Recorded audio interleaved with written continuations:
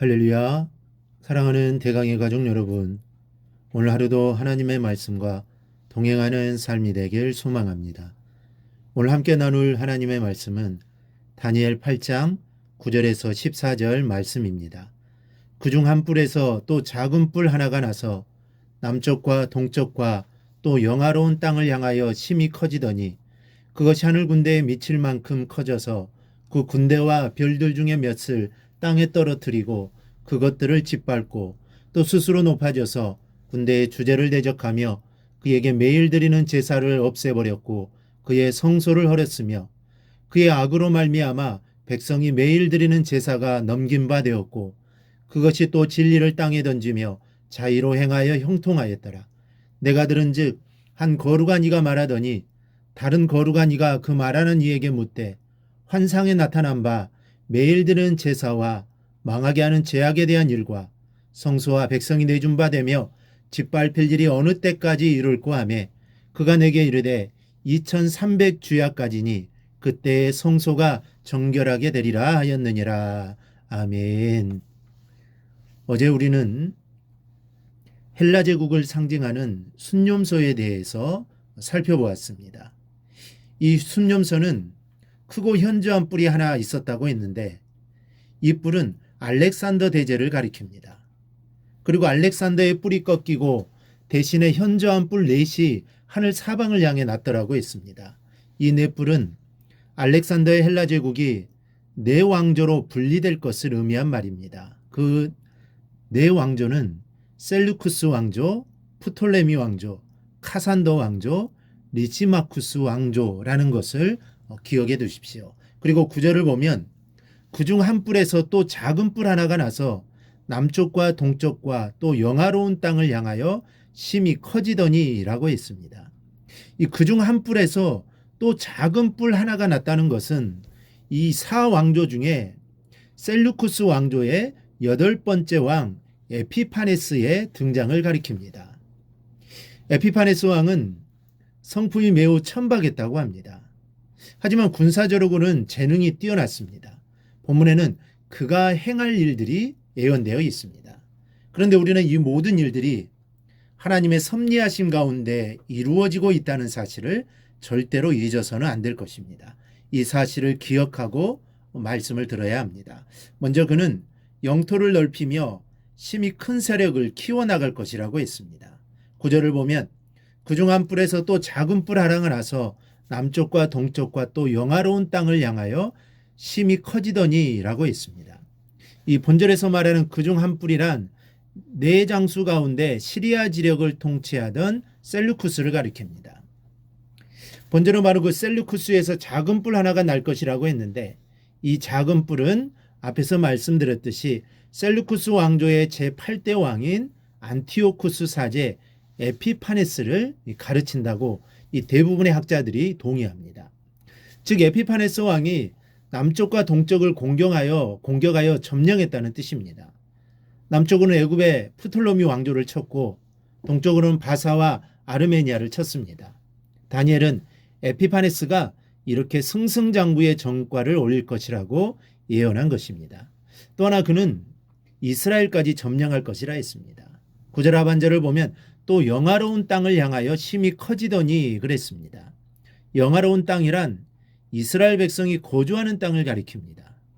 이스라엘을 점령하여 말할 수 없는 박해를 가할 것이라는 겁니다. 또 10절을 보면 그것이 하늘 군대에 미칠 만큼 커져서 그 군대와 별들 중에 몇을 땅에 떨어뜨리고 그것들을 짓밟고 라고 했습니다. 하늘 군대는 하나님의 거룩한 백성 이스라엘을 뜻합니다. 별들 중에 몇을 땅에 떨어뜨렸다는 것은 이스라엘의 지도자나 백성 중에 여호와 신앙이 신실했던 주요 인물들을 죽일 것이라는 뜻입니다.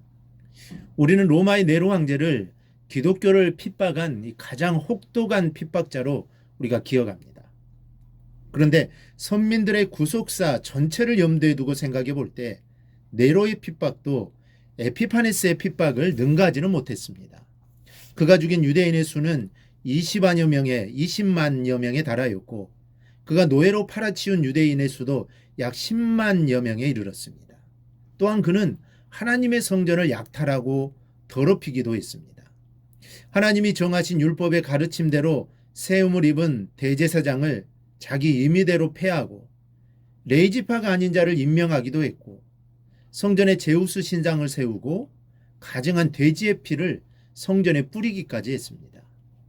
그의 하나님의 선민에 대한 이러한 핍박은 우리가 상상하는 것 이상으로 잔혹했습니다. 그러나 그를 작은 뿌리라고 말합니다. 즉 아무리 큰 권세를 가지고 있어도 하나님 보시기에는 하찮은 존재에 지나지 않는다는 것입니다. 권세나 능력이 보잘것없다는 것을 의미합니다.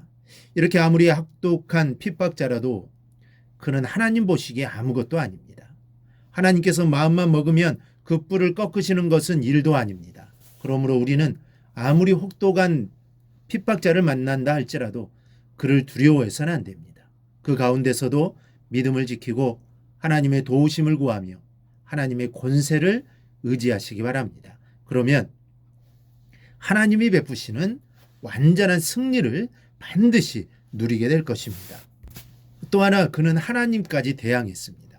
11절에 또 스스로 높아져서 군대 주제를 대적하며 그에게 매일 드리는 제사를 없애버렸고 그의 성소를 헐었으며 라고 있습니다.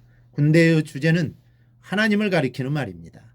즉 그는 앞으로 여호와 하나님에게까지 대항할 것을 보여주고 있습니다. 그리하여 백성들로 하여금 여호와께 드리는 제사를 드리지 못하게 하고 신앙적으로 정치적으로 핍박을 가하는데 14절을 보면 그 핍박의 기간은 2300일이 될 것이다 라고 다니엘은 예언합니다. 그렇다면 이스라엘 백성이 에피파네스 왕에게 이런 핍박을 받게 되는 까닭은 무엇일까요? 그것은 죄 때문입니다. 12절에 악으로 말미암아라는 그 이유를 분명히 밝히고 있습니다. 여러분, 바벨론이 망하고 바사 제국이 망하고 알렉산더의 헬라 제국이 망하고 로마 제국이 망해야 했던 이유는 죄에 대한 하나님의 심판이 가해졌기 때문입니다. 북이스라엘이 아수르에 망하고 남유다가 바벨론에 의해 망한 것도 죄악 때문이었습니다. 그리고 오늘 본문에 2300일 동안 이스라엘이 핍박을 받아야 했던 이유도 죄 때문이었음을 기억하시기 바랍니다. 죄는 하나님이 제일 미워하시는 겁니다.